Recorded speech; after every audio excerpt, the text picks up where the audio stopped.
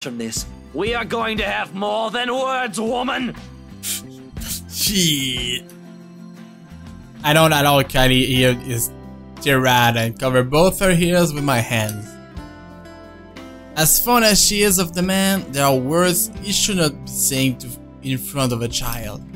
How can he not know about that? More importantly, how on earth did someone like him become a godfather? Who allowed it? Maybe I should talk to Miss Suarez about it.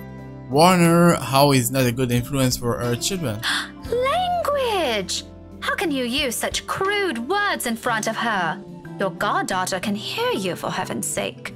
Oh, and you didn't. If I remember everything correctly, you called me a rotten beau. So you're going to repeat it in front of her, just to make a point? What, are you 5? Even 5-year-olds are more sensible than you. Even Isabella, I can say that with much certainty. Even 5-year-olds are more sensible than you. See what I mean? Are you fighting again? Oh, no, no, no. Like I said, we were just having a discussion. We're actually done now. But you need to promise Miss Pink you will never grow up like this guy. Good kids don't do what he's doing. Ouch. But I like Tio. And I'm quite sure Tio likes you too. But liking people is different. Just because you like him doesn't mean you have to be like him. There are better role models for you aside from him. Like you? Not exactly what I'm trying to get at, but if that's what you want, I don't see why not. Okay, I want to be like Miss Pink someday. I want to be a teacher. I want to be a teacher. And I promise I won't be like Tio, even if he's a gazillionaire. Wow, turning my own goddaughter against me. How mature of you, Miss Pink. His tone makes me a pause. For the first time since this talk started, I look at him.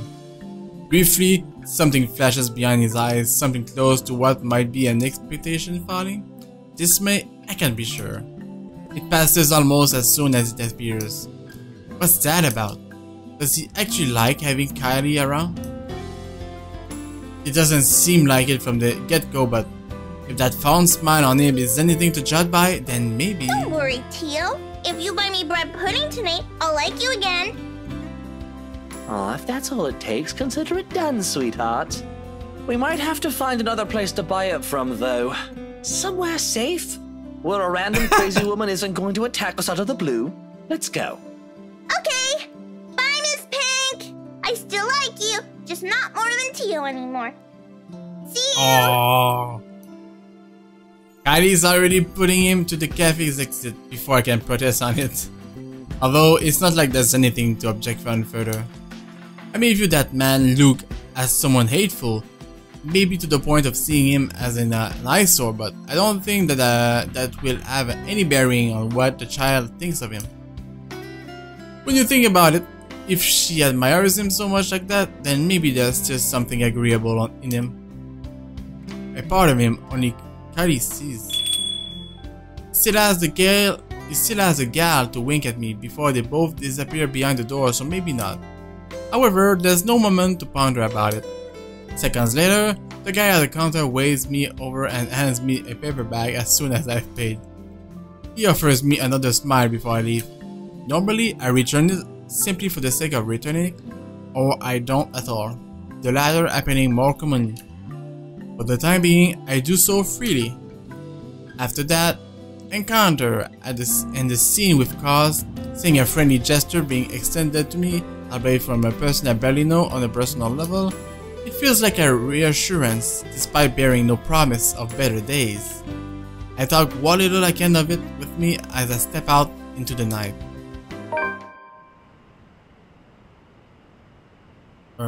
Were we not supposed to meet Isabella?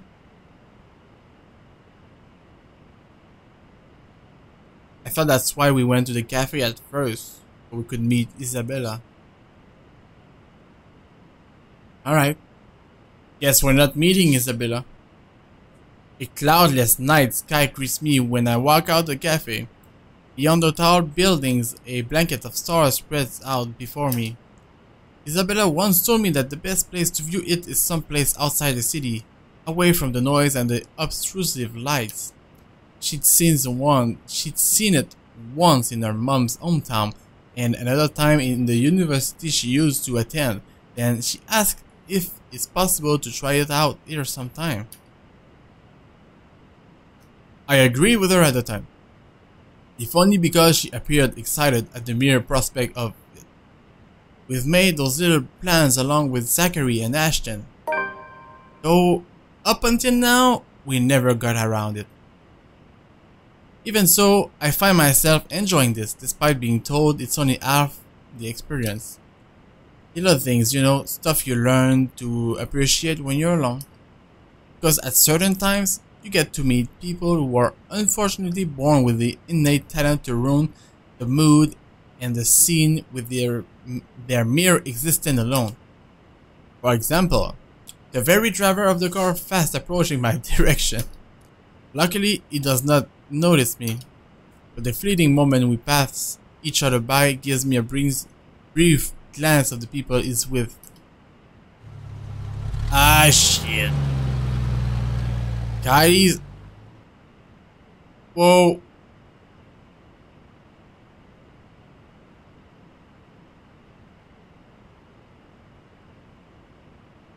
Do you see that woman, guys? This looks like the ghost lady. Kylie is sitting on the back seat with a serving of bread pudding in her hands. And beside him, it must be his wife. Nope.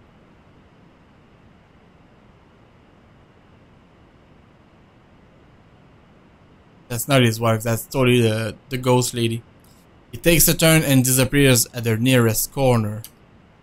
But throughout the night, that cursory glimpse of all things to bother me has left me wondering what kind of person his wife is. And more than that, is a silent prayer to the universe. I hope I don't ever cross paths with that douche again.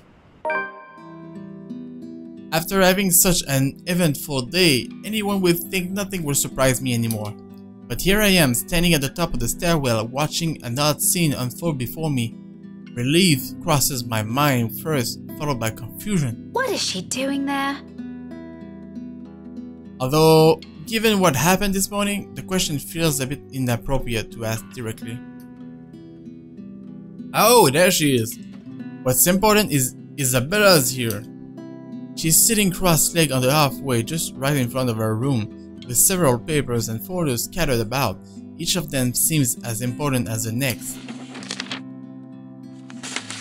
Briar Realty Corporation? More than once, upon giving the scene a quick scan, I spot Briar Realty logo at the topmost area of the pages. Everything considered, it looks like a mess made by a third grader working on the crunch time. The landlady will have a few things to say about this when she finds out. I have a few things to say about this myself, in fact. But something in the calm, focused manner she owes herself at the present keeps me from disturbing her with that reminder. She's going through each paper with this intensity. Her brows are furrowed, lips in tight line, both hands moving in precise movements as she shifts through each sheet. When she finds something of a note, she moves closer, nose almost touching whatever paper she's holding, and grabs her phone to call someone. Ah, hello. Sorry to call you this late. There's something I just want to confirm, if that's okay. Yeah. Oh, okay. Thanks anyway. Not that one either. It's a cycle. She goes through call after call, and after the last one ends, she shuffles through the pile again and dials another number. Is it work? I've never seen her this engrossed with her own work before, otherwise she would have noticed my presence the moment I've reached our floor. After the 9th call, she still appears as oblivious to it as when I arrived. She lets out a loud sigh this time. I immediately take that as an opportunity to interrupt. Isabella, you know the house rules here. At once, her head jerks back and hits the concrete wall behind her with a thumb. Yes, Isabella, glad it's still there. I allow her a moment to nurse it before speaking again. Becca, you're late! Yeah, I ran into a little trouble at the cafe. But I brought food for the two of us, if you haven't eaten anything yet. As anticipated, she grins once I raise the bag of food I'm holding. Yet, it doesn't reach her eyes. There's nothing of the cheerful glint in it this time. Just a hollow tone, for the sake of being polite. Ashton's right. Something's happened. Yeah, maybe later. I've gotta finish this first. Just leave it here. I'll eat it once I'm done. Thanks, Becca. You can't eat this here. You know how the landlady would react. Why are you even working outside? Your room's right there. I know. Sorry. It just feels stuffy in my apartment right now. I'll go back inside once everything's been aired out. I promise. She doesn't want to go in her apartment. She's seen so much stuff. She just can't go back there. That has never bothered you before. Well, it bothers me now. Oh, really? Just now? I find that hard to believe. Yeah? Shouldn't you be happy? I mean, you've been complaining even if it's not your room. Now I know how you're feeling when it's messy, so I'm going to clean. Isn't that a good thing? In spite of what's supposed to be good news, an exhale comes from me, drawn out and slow. It's a good thing, Isabella. Believe me. But you're as bad as Zachary at lying. What's really going on? She hastily averts her eyes, a surefire indicator this is going to be one of those lengthy conversations that can possibly end with the other person angry. Again. It's one thing I'd like to avoid tonight at all costs. Still, I've made a promise to Ashton and Zachary.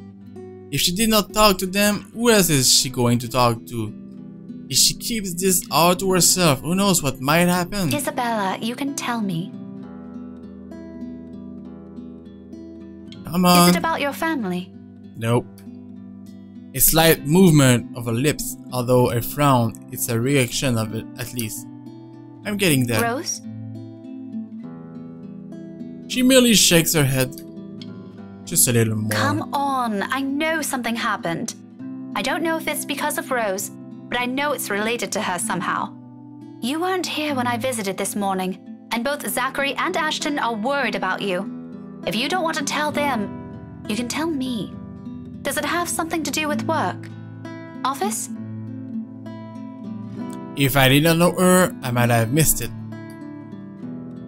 She shifts then, her fist clenching tight and teeth biting her lower lip, and there's fear.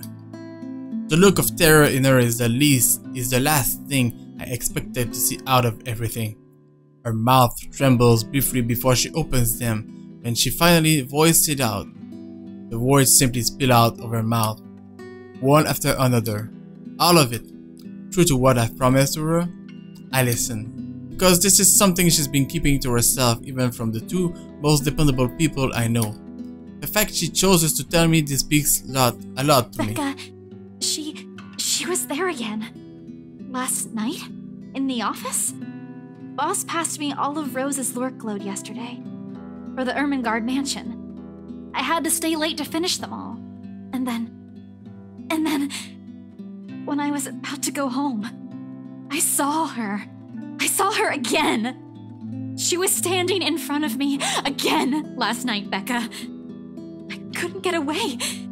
She was blocking the door. If I hadn't hidden myself, even if I made the tiniest noise, if she found me, Becca, she almost did! If she saw me under my table, I think that would have been the end of it. And I'm scared. I'm so scared I won't be able to do anything! by the end, her hands are trembling and her breathing comes out in rasping intervals. For a long moment,